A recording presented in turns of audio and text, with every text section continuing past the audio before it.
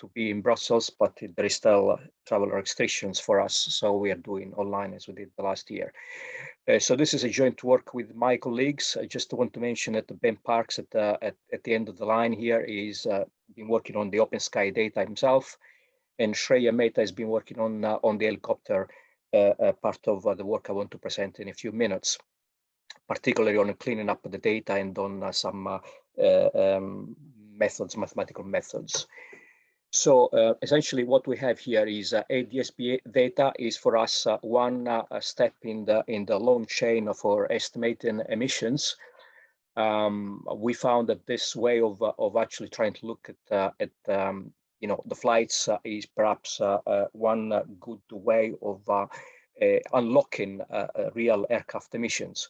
So just want to give an introduction how this data are actually used, some simple mathematical techniques. I only do a top level description of what we do because it would take too long for us to go into the nitty gritty here. So we have different types of aircraft models from fixed wing to rotorcraft. And on top of that, we need to have also emission models. When I say emissions, I mean engine exhaust emissions with all the chemical species which are involved. Of course, there would be the species which are proportional to fuel burn, and then there would be emissions which are not proportional to fuel burn, and they are engine specific.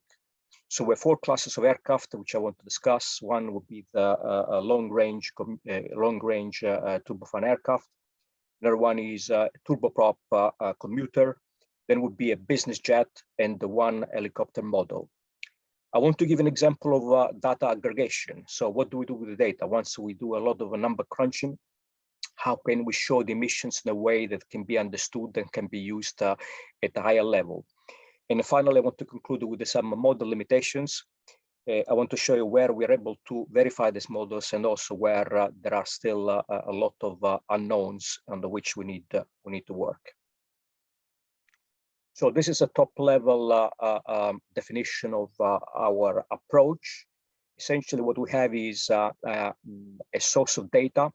We've used OpenSky. We found that OpenSky are the best data we can find so far. There are other providers, but they're not as useful as OpenSky. We've used in the past also FDR data. Now, FDR data are obviously the best, but the reality is that we can't get them. First of all, very time consuming. It will require an enormous amount of processing, not very practical. And obviously airlines are not willing to cooperate on that. We do have some from the past, from previous projects, and we have attempted to compare FDR data with OpenSky. So we basically use the ADS-B with Mod S, in fact, and the reason for this is that we need to have access to additional data that are not readily available. When you find that in the ADS-B data, you have, of course, the GPS coordinates, you have the time, so it would be essentially, the altitude, so it would be for the space. You also need to have the airspeed, and the airspeed is not really available. Normally, when we talk about speed, is ground speed, and the ground speed is really not useful for aircraft performance calculations. We need to have the true airspeed. So we combine with Mod S and with some also, I would say, some simplified weather models that will give us the temperature. Then we need to do a lot of data filtering. I will discuss very briefly what we do on data filtering. We generate the cleaner trajectories which can be simulated. We feed this into a flight performance code where we have both flight performance and the engine models. In the engine models, we have sub-models which actually calculate the exhaust emissions. So we have emission models, and eventually we come up with a lot of data, and we have a post-processing through additional programs. So there are four main elements in this process. So there is a recent publication here for which I give you a DOI, so in case anyone is interested, otherwise just get back to me. So there is a comprehensive performance simulation code that we have developed over now, I'd say 15 years, and is widely documented in the published literature, so I won't say too much about that. The data need to be cleaned up because there is a lot of non-number instances, so clearly we cannot work with them. you will know that there will be jumps in altitude, jumps in speed, jumps in position, and they're all to be cleaned. We have seen them discussed yesterday, and they depend on the flight, they depend on the aircraft type, depend on the type of the region in the world where this aircraft are flying. The best region in the world is undoubtedly Europe. Europe is well covered. There is a bit of noise around, but you know, working with flights around Europe is actually quite rewarding.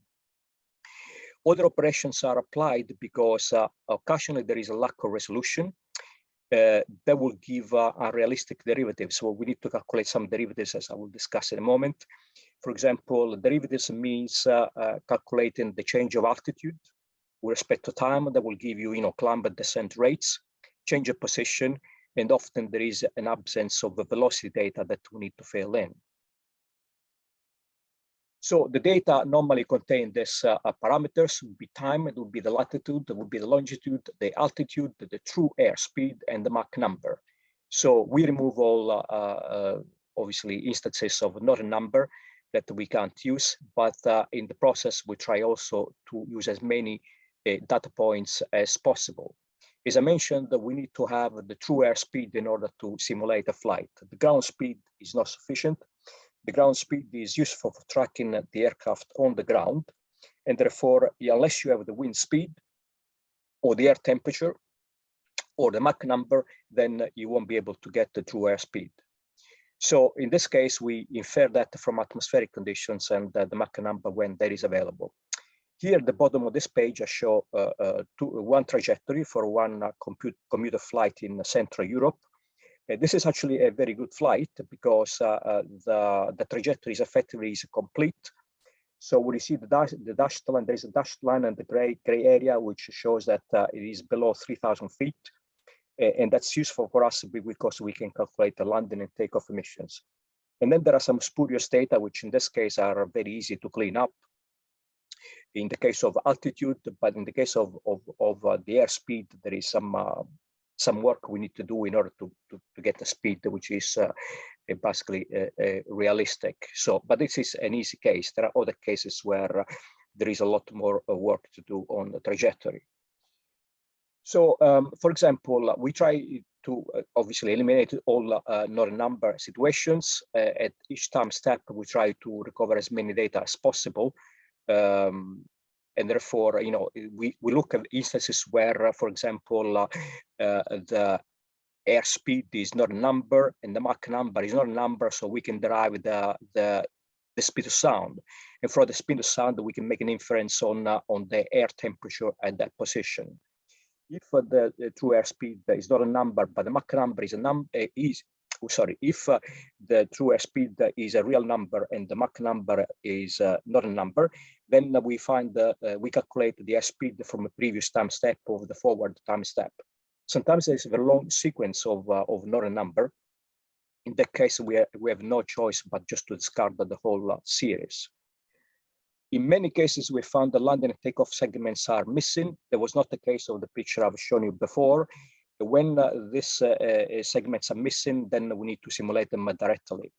We found out that the flights to from North America are particularly affected. We've seen flights particularly in the west of the United States. Departing or arriving there, they have a lot of missing data.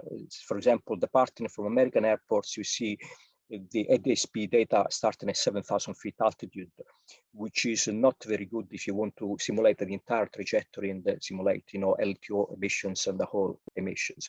So in that case, what we do is we integrate this data with the flight segments which are simulated directly by the flight mechanics code. So here is an example of how derivatives are very important. This is a turboprop airplane.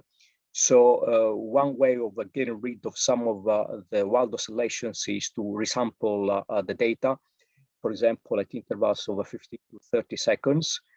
Depending on the situation, 20 to 25 seconds is good. Otherwise, the airplane is unable to deliver the required power. So in other words, if the acceleration required, the vertical acceleration, also horizontal acceleration required is too high, then the airplane wouldn't be able to fly. And there is consequences from the computational point of view, because at some point the code will crash. So it has to be told, that cannot be delivered in that sort of power, and therefore we need to have a cleaned up trajectory, before starting. So this is an example of how this is done. So one of the mathematical techniques used for a turboprop airplane. So this is over Europe, by the way. In the process, there are other mathematical techniques which have been included. Some of them are described in this paper and the conference or in previous work. So there are numerical models for checking whether there is a loiter, there is a go around, a U-turn, abort, and other anomalies. For example, return back. So for example, a route stop. So this is another flight. This is a turbofan airplane. Again, it's a relatively short flight. You see, getting at about 12,000 feet. Eventually, there is a loiter, and after a loiter, there is a final descent and landing. So there is an algorithm that basically checks that. And that is important because one loiter like this means there is an addition to the flight time. So when you go and aggregate the flight times and emissions, you find there are outliers. And the reason for the outliers is that there is a delay caused by loiter, by hanging around, or I don't know, go around and this sort of thing. So we can always check if there is an outlier, what is the reason for the outlier. Obviously, you need to do an integration with the propulsion system. So once we have the flight data, we need to find the airplane state. So the airplane state will have an altitude, a flight speed, and of course we need to estimate the weight. So we got the way, so to estimate the weight, this is done iteratively. And once we have the airplane state, we define the thrust and power required to flight at that point. So once we have the thrust and power required, we solve the engine problem in reverse, which means that for a given thrust or for a given power, we determine the engine state. When the engine state is determined, we have the fuel flow, we have the temperatures across the sections of the engine, we have pressures, we have the emission indices. And in fact, emission indices is one of the main difficulties we have at the moment. So this is a detailed aerothermodynamic model of the engine, which is giving us all the data we need, not only for engine exhaust emissions, but also for aircraft noise, which is not treated in this case. So emission models, this is where the big deal is, because we have a very poor knowledge of non-regulated engines. Some of you will know that regulated engines are turbofans, which have a rated thrust above 26.7 kilonewton. Turboprops, turboshafts, and turbofans, smaller turbofans, are not regulated. Therefore, it is not possible to have emission data at all. So all this emission data for this type of aircraft have to be modeled directly one way or another.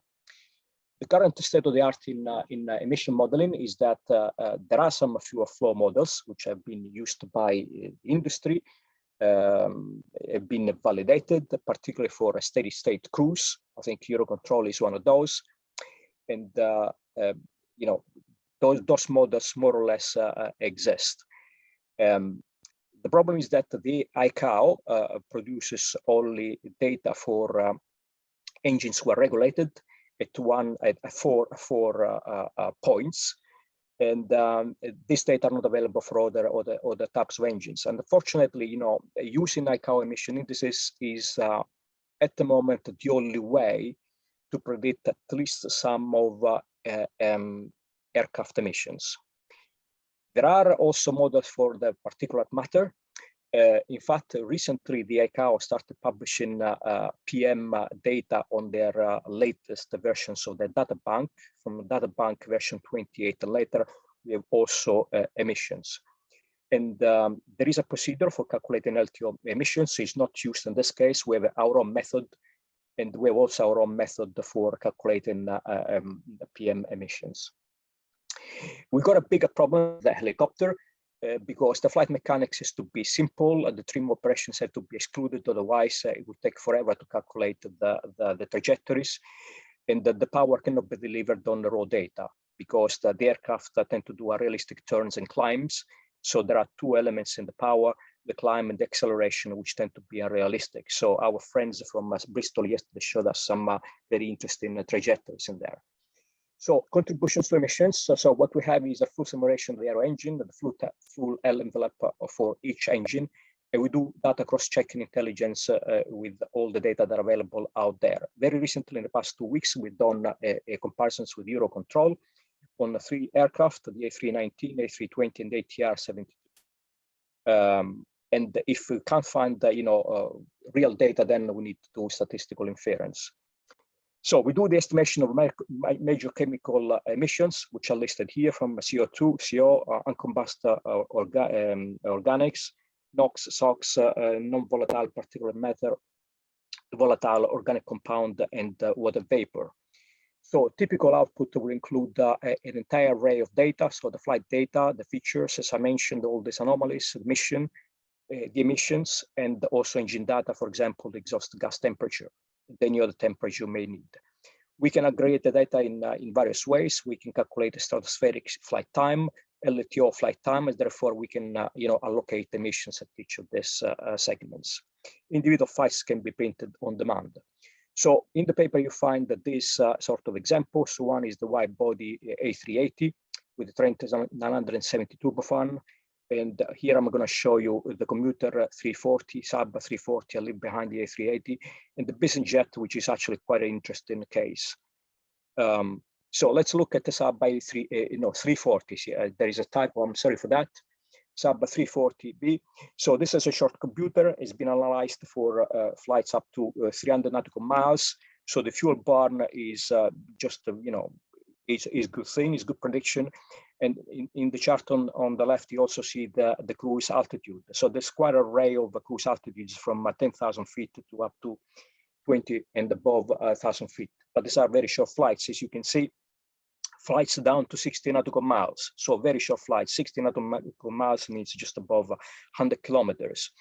On the right graph, you see emissions, estimated emissions for NOx and the CO, which are quite nicely shown on almost, I would say, linear regression lines. But these ones have not been verified because we have our own models for which we do not have terms of comparison for the turboprop. Again, the 340, again, there is a type on there, short commuter, and I got the other 2 emissions on the left of the graph. So uncombusted hydrocarbons and the SOx on the left chart. And of course, this data can be aggregated in the vertical direction. Particularly NOx emissions are important in the vertical directions. For example, if there is too much of emissions at ground level, that there is consequences for air quality, and if the emissions are at stratospheric altitudes, there would be consequences on climate, and something that's been looking at for quite some time now. So in this case, you see the airplane is flying at low altitudes, and therefore, in stratospheric altitudes, there is no NOx emission. That is different for example, the Gulfstream 550. In this case, it's a great variety of operations of the 550, from 20 nautical miles up to 5,500 nautical miles. This chart here, you see on the left, you see that there are some very, very short flights. And interestingly, with the ADSP data analysis, we've been able to see there are flights like Shenzhen to Hong Kong return. This is an 18 nautical mile. So there is a commuter basically working between the 2 places away, 18 nautical miles using the G550. And then there are other flights like Moscow, Sheremetyevo to Vnukovo. I've seen also flights between 2 different Madrid airports. Really makes interesting reading when you think about the environmental impact of these airplanes. In this case, you see that the emissions are stratospheric, so there is a lot of NOx emissions at stratospheric altitudes. And the final case I want to show is this one, which is the helicopter. So this is a Eurocopter AS350-B3. The trajectories are really, really strange. I mean, we've seen some cases discussed yesterday. The problem we have in this case is that what we need to look at is almost steady state flights, because there is only scant research on emissions of rotorcraft. The only work has been done by the Swiss regulator, Basel, FOCA, and they rely on really simple sort of regression lines of regression equations based on experience, and they will not be able to actually simulate trajectories like this ones. So we had actually to restrict the models to operations which are flights from A to B, so to speak. So there is one case which I show in the paper that we tried to just. Antonio, in yes. order to allow. Yes, I'm getting one or to the two quick conclusion. questions. Yes, Can you wrap yes. up, please? Yes. So these are the trajectories which I'm going to just leave behind. There is a lot of mathematical operations to be done there, and we can track all airplanes, of course, across Europe to see where they go over the year and see where the emissions take place. So that leads to my conclusions. So the conclusion is that we have a framework available for aircraft emissions, which includes essentially a wide variety of airplanes, about 70 airplanes at the moment. There is an issue with ICAO role in setting emission regulations. So most of the airplanes have engines which are not regulated, and that's where we need to work on. We can process up to 6 flights a minute on a desktop computer. We can improve that obviously by scaling up, and we can be coupling all this with acoustics and noise methods. So the last thing we need to do, obviously, look at the effects of atmospheric conditions. So that just concludes what I wanted to say. Thank you very much. Excellent, Antonio. Thanks a lot for this interesting talk. Yeah, we started 4 minutes late, by the way. Yeah, no, and I'll try to skip a little bit from you and from Yunsi. So sorry for that as well, but I think there will be interesting questions. So I just point out in the chat, we have a comment by Ulrich, and I recommend to you two gentlemen to come together via the chat.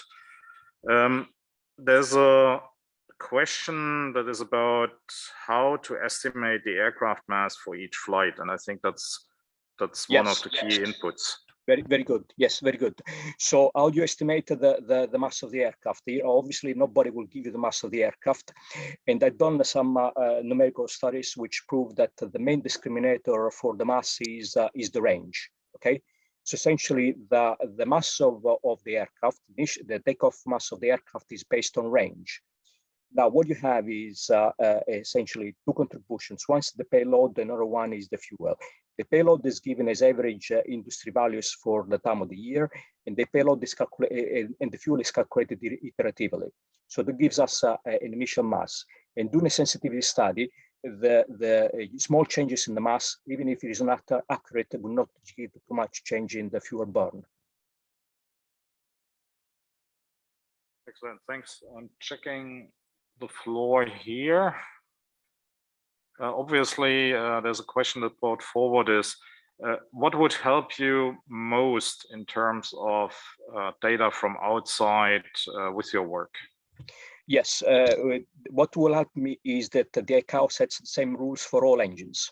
Okay, so there are only rules for some, but there are rules for there are no rules for others. For example, I don't understand why the ICAO still today only keeps requiring regulatory emissions from turbofan engines, but not turboshafts, not turbofans, and not so turbofans, small turbofans, and all over smaller engines. So those emissions are not available. Emission indices are not available. Obviously, the emission indices has to be taken with a pinch of salt, but it's still their starting point for estimating, aircraft emissions.